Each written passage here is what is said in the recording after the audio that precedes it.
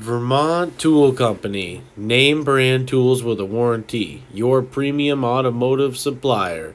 Helping others worldwide receive tools.